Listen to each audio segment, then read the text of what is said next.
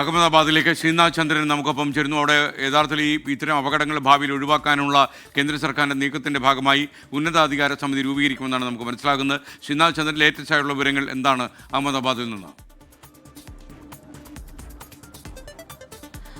ഞാനിപ്പോൾ ഉള്ളത് അഹമ്മദാബാദിലെ BJ മെഡിക്കൽ കോളേജാണ്. ഈ മെഡിക്കൽ കോളേജിലെ വിദ്യാർത്ഥികൾ താമസിച്ച ഹോസ്റ്റലിലേക്കാണ് വിമാനം വന്ന് പതിക്കുന്നത്. വിദ്യാർത്ഥികൾ അടക്കമുള്ളവർ ഈ ദുരന്തത്തിൻ്റെ ഇരയായി മാറുകയും ചെയ്തു. ഈ ഹോസ്പിറ്റലിലാണ് ഇപ്പോൾ DNA സാമ്പിളുകൾ ശേഖരിക്കാനുള്ള നടപടികളൊക്കെ തന്നെ പുരോഗമിക്കുന്നത്. നേരത്തെ രഞ്ജിതയുടെ സഹോദരൻ രതീഷ് ഈ ഹോസ്പിറ്റലിലേക്ക് എത്തുകയും DNA സാമ്പിൾ നൽകാൻ വേണ്ടി ഇപ്പോൾ അകത്തേക്ക് പോവുകയും ചെയ്തിട്ടുണ്ട്. ഇവിടെ എത്തുന്ന ഇപ്പോൾ നമുക്കറിയാം ഒരു വലിയ ദുരന്തമാണ്. 250-ലേറെ പേർ മരിച്ച ദുരന്തം. അപ്പോൾ ഇത്രയും പേരുടെ DNA സാമ്പിളുകൾ പരിശോധിക്കുകയും അതിൻ്റെ ഫലം കണ്ടെത്തുകയൊക്കെ ചെയ്യുന്നത് ഒരു വലിയ പ്രയത്നമാണ്. ഈ ഹോസ്പിറ്റലിനകത്ത് അതിനുള്ള സജ്ജീകരണങ്ങൾ തയ്യാറാക്കി ബന്ധുക്കൾക്ക് എത്തുന്നവർക്ക് വിശ്രമിക്കാൻ പുറത്തൊരു വലിയ പന്തലും മറ്റും തയ്യാറാക്കിയിട്ടുണ്ട്. അവിടെ നിന്ന് രേഖകളും മറ്റും പരിശോധിച്ചതിന് ശേഷമാണ് ഇവിടേക്ക് വരുന്നത്. പിന്നീട് ഓരോരുത്തരെയും ഇതിനകത്തേക്ക് ഈ ആശുപത്രിക്ക് അകത്തേക്ക് വരികയും അവിടെ വെച്ച് രക്തസാമ്പിൾ എടുക്കുകയും ഒക്കെയാണ് ഈ ഘട്ടത്തിൽ ചെയ്യുന്നത്. ഇവിടെ കേരള സമാജം പ്രവർത്തകരൊക്കെ തന്നെ ഇവിടെ ഉണ്ട്. അവർ ഈ കാര്യങ്ങളിലൊക്കെ തന്നെ സഹായിക്കാൻ വേണ്ടി ഇപ്പോൾ രഞ്ജിതയുടെ കുടുംബത്തിനെ സഹായിക്കാൻ വേണ്ടി ഇവിടെ ഉണ്ട്. അപ്പോൾ എയർപോർട്ടിൽ നിന്ന് നേരെ ഇങ്ങോട്ട് വരികയായിരുന്നു അല്ലേ? അതെ, എയർപോർട്ടിൽ രാവിലെ 6:50 രഞ്ജിതയുടെ ബ്രദറും ഒരു അങ്കിളും കൂടി അവിടെ വന്നിട്ടുണ്ടായിരുന്നു.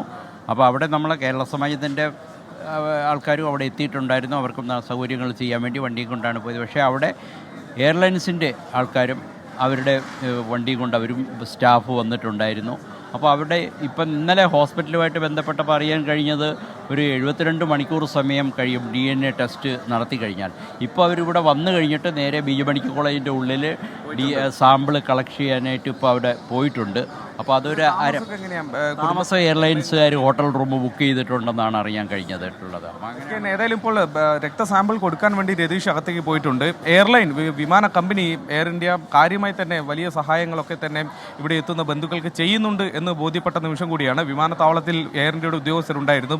അവിടെ അവർക്ക് വേണ്ട സഹായങ്ങളൊക്കെ ചെയ്തു കൊടുത്തു. പിന്നീട് ഇങ്ങോട്ടുള്ള യാത്രയിലും ഉദ്യോഗസ്ഥർ തന്നെയായിരുന്നു ഒപ്പം ഉണ്ടായിരുന്നത്. പിന്നീട് അവർക്ക് താമസിക്കാനുള്ള സൗകര്യം അടക്കം എയർലൈൻ കമ്പനി ചെയ്തു കൊടുത്തു എന്നതാണ് നമ്മൾ മനസ്സിലാക്കുന്നത്. കഴിഞ്ഞ ദിവസം air India CEO Campbell Wilson അദ്ദേഹത്തിൻ്റെ ഒരു വീഡിയോ സന്ദേശം പുറത്തു വന്നിരുന്നു. അതിൽ അദ്ദേഹം പറയുന്നുണ്ട് 100ഓളം ജീവനക്കാരെ ഈ സഹായ പ്രവർത്തനങ്ങൾക്ക് വേണ്ടി മാത്രമായി ഞങ്ങൾ മാറ്റിവെച്ചിട്ടുണ്ട്. അവർ അഹമ്മദാബാദിലുണ്ട്. ഇവിടെ എത്തുന്ന അപകടത്തിൽപ്പെട്ടവരുടെ ബന്ധുക്കൾക്ക് ആർക്കും തന്നെ യാതൊരു ബുദ്ധിമുട്ടും ഉണ്ടാവാതിരിക്കാനുള്ള കരുതൽ എയർ ഇന്ത്യയുടെ ഭാഗത്ത് നിന്ന് ഉണ്ടാകും എന്ന് അറിയിച്ചതാണ്. അതുകൊണ്ട് ആ തരത്തിൽ എയർ ഇന്ത്യയുടെ സഹായം അവിടെ ഉണ്ടായിട്ടുമുണ്ട്. ഏതായാലും BJ മെഡിക്കൽ കോളേജിൽ വലിയ തിരക്ക് നമുക്ക് കാണാം. ഇത്രയധികം ബന്ധുക്കൾ എത്തുന്നു, അവരുടെ സാമ്പിളുകൾ കളക്ട് ചെയ്യുന്നു, അത് പിന്നീട് പരിശോധന നടത്തുന്നു. അങ്ങനെ മണിക്കൂറുകൾ നീളുന്ന നിരവധി ഡോക്ടർമാരുടെയും മറ്റും സഹായം ആവശ്യമുള്ള ഒരു പ്രവർത്തനമാണ് നടക്കുന്നത്.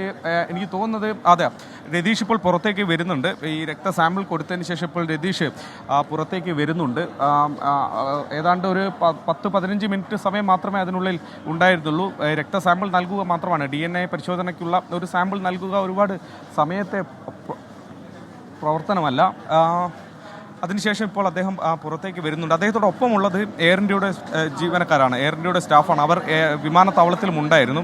അവിടെ നിന്ന് അദ്ദേഹത്തെ റിസീവ് ചെയ്ത് അദ്ദേഹത്തോടൊപ്പം ആശുപത്രിയിലേക്ക് വന്ന് ഇതിൻ്റെ നടപടിക്രമങ്ങളൊക്കെ പൂർത്തിയാക്കാൻ എയർ ഇന്ത്യയുടെ ജീവനക്കാർ കൂടി ഒപ്പമുണ്ടായിരുന്നു. ഏതായാലും ഇപ്പോൾ രക്തസാമ്പിൾ നൽകിയിട്ടുണ്ട്. ഇനിയിപ്പോൾ അതിൻ്റെ പരിശോധന ഫലം വരാൻ കുറച്ച് സമയമെടുക്കും. സാധാരണഗതിയിൽ 72 മണിക്കൂറിനുള്ളിൽ വരുമെന്നതാണ് പറയാറ്. പക്ഷേ അത്രയും എടുക്കുമോ അതിനു മുൻപ് തന്നെ ആ പരിശോധന ഫലം ലഭിക്കുമോ എന്ന കാര്യം നമുക്ക് അറിയില്ല. സാധാരണ നമ്മൾ ശിരൂരിലടക്കം പെട്ടെന്ന് ഈ DNA പരിശോധന ഫലം ലഭ്യമാകുന്നത് നമ്മൾ കണ്ടതാണ്. ആ തരത്തിൽ ഇവിടെ ഈ പ്രത്യേക സാഹചര്യത്തിൽ പെട്ടെന്ന് തന്നെ പരിശോധന ഫലം ലഭ്യമാക്കാനുള്ള നടപടികളും ഉണ്ടായേക്കും. ഏതായാലും ഇപ്പോൾ കേരളത്തിൽ നിന്ന് ഈ അപകടത്തിൽ മരിച്ച രഞ്ജിതയുടെ സഹോദരൻ രതീഷ് ഇവിടെ എത്തുകയും രക്തസാമ്പിൾ നൽകുകയും ചെയ്തിട്ടുണ്ട്. DNA പരിശോധനയ്ക്കുള്ള സാമ്പിൾ നൽകുകയും ചെയ്തിട്ടുണ്ട്. ഇനി പരിശോധനാ ഫലം വരുന്ന മുറയ്ക്ക് ബന്ധുക്കൾക്ക് മൃതദേഹം വിട്ടു നൽകുകയും ചെയ്യും. പിന്നീട് കേരളത്തിലേക്ക് മൃതദേഹം കൊണ്ടുപോയി. ഏതായാലും നോർക്ക അടക്കം ഈ കാര്യങ്ങളിലൊക്കെ ഇടപെടുന്നുണ്ട്. നേരത്തെ സമാജവുമായി ബന്ധപ്പെട്ടായിരുന്നു അവർ കോർഡിനേറ്റ് ചെയ്തത്. പക്ഷേ എയർ ഇന്ത്യ ഈ പ്രവർത്തനങ്ങളിലൊക്കെ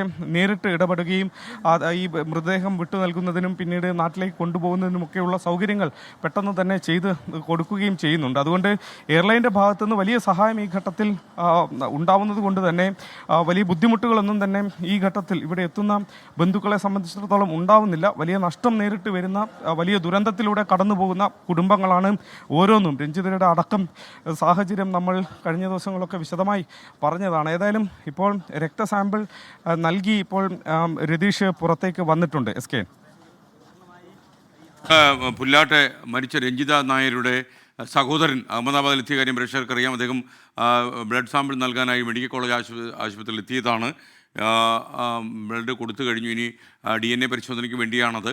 മൃതദേഹം കണ്ടെത്താനുള്ള ഇതാണ്. ഇപ്പോൾ രതീഷ് മാധ്യമങ്ങളോട് സംസാരിക്കാൻ താല്പര്യം കാണിച്ചില്ല. കാരണം നമുക്കറിയാം ദുഃഖം ഘനീഭവിച്ച് നിൽക്കുന്ന ഒരവസ്ഥയിൽ അദ്ദേഹത്തിന് സംസാരിക്കാൻ എന്തുണ്ട് എന്നുള്ള ഒരു ചോദ്യവും ബാക്കിയാണ്. എല്ലാം നഷ്ടപ്പെട്ട ഒരവസ്ഥയിലാണ് ഈ രഞ്ജിതയുടെ കുടുംബാംഗങ്ങൾ. ഇപ്പോൾ അഹമ്മദാബാദ് ആശുപത്രിയിൽ നിന്നുള്ള ദൃശ്യങ്ങളാണ് പ്രേക്ഷകർ ഇപ്പോൾ കാണുന്നത്. എല്ലാ മാധ്യമങ്ങളും അദ്ദേഹത്തിനെ സമീപിച്ചിരുന്നെന്നാണ് ഞാൻ മനസ്സിലാക്കുന്നത്. കാരണം അദ്ദേഹത്തിന് സംസാരിക്കാനൊന്നുമില്ല, മൗനം ഘനീഭവിച്ച് നിൽക്കുന്ന ഒരവസ്ഥ, ദുഃഖം തളം കെട്ടി നിൽക്കുന്ന മാനസികാവസ്ഥയിൽ അദ്ദേഹത്തിന് സംസാരിക്കാൻ കഴിഞ്ഞില്ല. മൃതദേഹം തിരിച്ചറിയാനും DNA പരിശോധനയിലൂടെ മൃതദേഹം തിരിച്ചറിയാനും മൃതദേഹം നാട്ടിലേക്ക് കൊണ്ടുവരാനുമായിട്ടാണ് രതീഷും അദ്ദേഹത്തിൻ്റെ ഒരു അടുത്ത ബന്ധുവും ഇപ്പോൾ അഹമ്മദാബാദിൽ എത്തിയിരിക്കുന്നത്.